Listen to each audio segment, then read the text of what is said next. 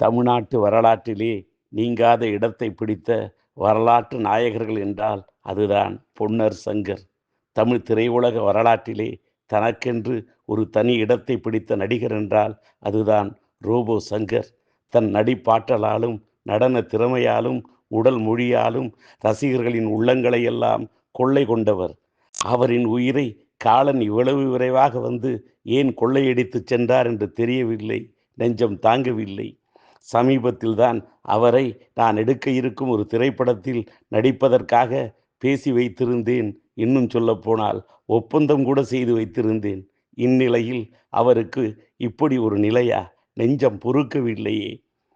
ஆம், பழகுவதற்கு அவர் அன்பானவர், பண்பானவர், பாசமானவர். அந்த பாசமலர், அந்த வாசமலர் வாடியது ஏன்? கண்களை மூடியது ஏன்? நெஞ்சம் தாங்கவில்லையே. கண்களில் நீரூற்று நிற்கவில்லையே.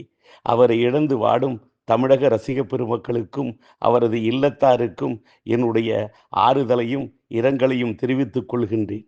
அன்னாருடைய ஆத்மா சாந்தியடைய எல்லாம் வல்ல இறைவனை பிரார்த்தனை செய்கின்றேன். இப்படிக்கு திரைப்பட இயக்குனர், நடிகர், திரைப்பட தயாரிப்பாளர், திரைப்பட விநியோகஸ்தர் மற்றும் தமிழ்நாடு திரைப்பட தயாரிப்பாளர் சங்க தலைவர் டி. ராஜேந்தர்.